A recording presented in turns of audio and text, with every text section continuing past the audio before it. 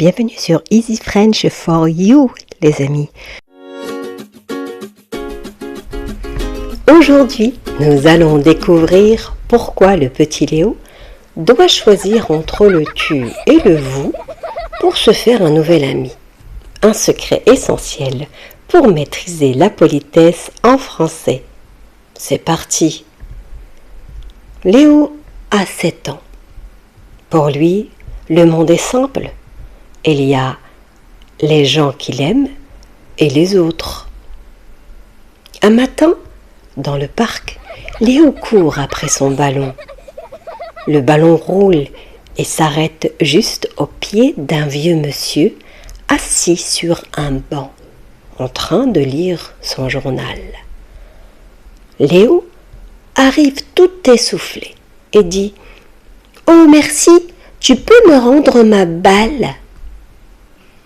Le vieux monsieur baisse ses lunettes, sourit et lui répond gentiment « Tiens, voilà ta balle, petit. Mais, tu sais, on ne se connaît pas encore. Alors, on devrait peut-être se dire vous. » Léo rentre à la maison tout confus. Elle demande à sa maman « Maman, pourquoi le monsieur au parc n'aime pas le tu? C'est un mot méchant ?» Sa maman s'assoit à côté de lui et lui explique « Pas du tout, mon chéri. Imagine que le tu soit comme ta main qui tient celle d'un ami. C'est très serré et très proche. Mais avec les personnes qu'on ne connaît pas ou les personnes qui sont beaucoup plus grandes que nous, on utilise le vous. Tu sais, c'est comme une petite référence avec les mots. C'est comme si tu disais, en fait, c'est une façon de dire « je vous respecte ». Le lendemain, Léo retourne au parc.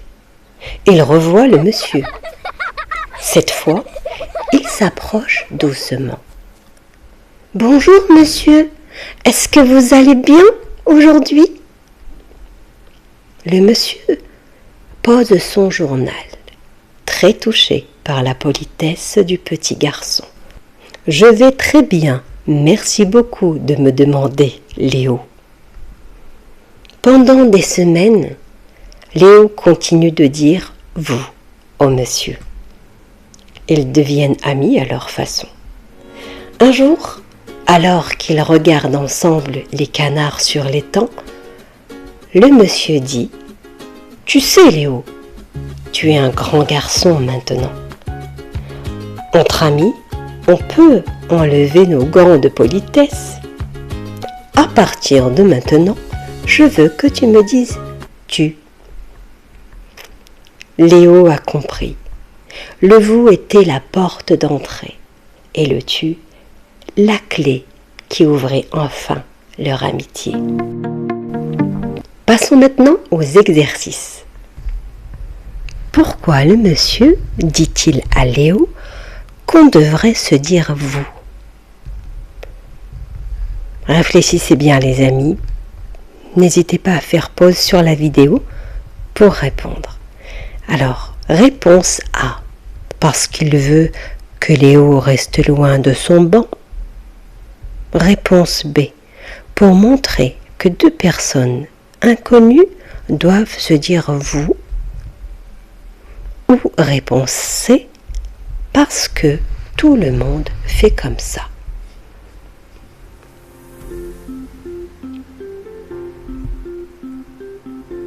Et oui, c'est bien la réponse B. Pour montrer que deux inconnus doivent se dire vous. Alors, le vouvoiement, c'est dire vous à une personne.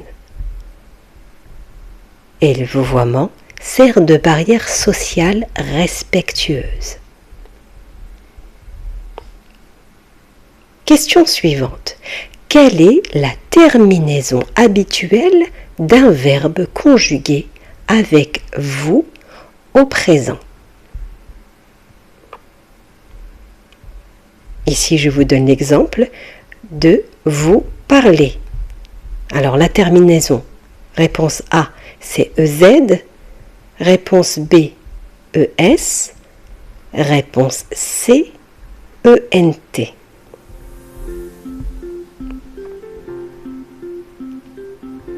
Et oui, la terminaison habituelle d'un verbe conjugué au présent avec vous va être EZ. Réponse A, EZ. C'est la terminaison caractéristique de la deuxième personne du pluriel utilisée pour le vouvoiement. Alors, voici comment appliquer cette règle sur les groupes de verbes. En français, nous avons 3 groupes de verbes. Les premiers groupes, les verbes finissant en ER. Deuxième groupe en IR. Et troisième groupe, ce qu'on appelle les verbes irréguliers. Alors, tous les verbes qui vont finir en ER, vous, on va mettre vous, parler, vous mangez, vous dansez. Les verbes du deuxième groupe qui finissent en IR, vous finissez pour finir, vous bâtissez pour bâtir, vous venez pour venir. Par exemple, les verbes du troisième groupe, comme prendre, vont quand même avoir une terminaison en EZ. Prendre, vous prenez. Rendre, vous rendez. En fin de vidéo, nous verrons les exceptions à cette règle du EZ dans la conjugaison française. Question suivante. Dans quel cas Léo doit-il utiliser le vouvoiement d'après la leçon du monsieur? Réponse A. Léo doit utiliser le vouvoiement avec son meilleur ami à l'école? Réponse B. Avec une personne adulte qu'il rencontre pour la première fois? Ou réponse C. Avec son chien dans le jardin? Je vous laisse réfléchir. Et oui, c'était la réponse B, avec une personne adulte qu'il rencontre pour la première fois. Le vouvoiement marque la politesse nécessaire lors d'une première interaction avec un inconnu. Et ce, que vous soyez enfant ou que vous soyez un adulte. En français, le vous protège l'espace privé de l'autre, tant qu'une relation de confiance n'est pas établie. C'est très facile, les amis. Je vais vous donner des étapes à suivre pour savoir quand dire tu et quand dire vous. Alors, pour savoir s'il faut utiliser le vouvoiement, on peut suivre ces étapes. Alors, première étape, identifier l'interlocuteur. Est-ce que c'est un adulte? Oui. Deuxième étape, évaluer le lien. Est-ce que je le connais personnellement? C'est-à-dire, est-ce qu'il fait partie de ma famille, de mes amis? La réponse est non. Appliquer cette règle donc. C'est un inconnu, c'est un adulte. On va appliquer le vouvoiement. On prend l'exemple avec Léo. Léo voit le monsieur sur le banc pour la première fois. Il dit « Bonjour monsieur, comment allez-vous » Est-ce que c'est un adulte? Est-ce que c'est un inconnu? Adulte inconnu égale vous. Autre question. Comment Léo appelle-t-il sa maman au début de l'histoire? Alors, est-ce que Léo, il dit à sa maman, réponse A, Madame? Réponse B, vous? ou réponse C, tu.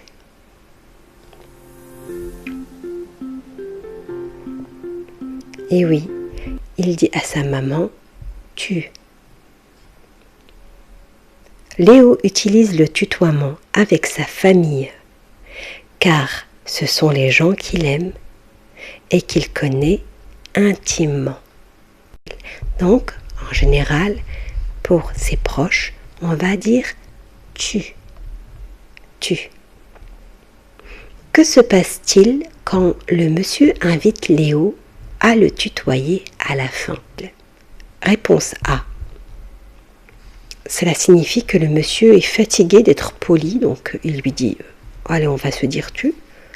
Réponse B. Cela signifie qu'ils sont devenus amis et que la distance a disparu. Ou réponse C. Parce qu'il ne voit pas bien Léo de près, alors il lui dit « Viens, on va se dire tu ». J'attends votre réponse, les amis. En effet, c'est la réponse B. Cela signifie qu'ils sont devenus amis et que la distance entre eux a disparu, qu'il y a une confiance qui s'est installée. Donc, le passage du vous au tu marque l'entrée ici dans une relation de confiance et d'amitié. Dernière question. Dernier exercice, c'est plutôt un exercice. Alors, transforme cette phrase de tutoiement en vouvoiement. La phrase est « Tu as un joli ballon ». Il faudra la transformer en vouvoiement. En la transformant en vouvoiement, ça va être réponse A « Tu avais un joli ballon ». Réponse B « Vous a un joli ballon ». Ou réponse C « Vous avez un joli ballon ». Et oui, vous avez trouvé la réponse, c'est la réponse C. Vous avez un joli ballon. Tu as un joli ballon. Vous avez un joli ballon. Donc, en français, la terminaison au présent quand on va utiliser le vous, ça va être EZ. EZ. Et il y a 3 exceptions à cela. Il y a des verbes particuliers qu'il faut mémoriser. Rassurez-vous les amis, il n'y en a pas beaucoup. Mais ces verbes sont très fréquents. Ces verbes, ce sont les verbes être, dire et faire. Pour le verbe être, on va dire vous êtes.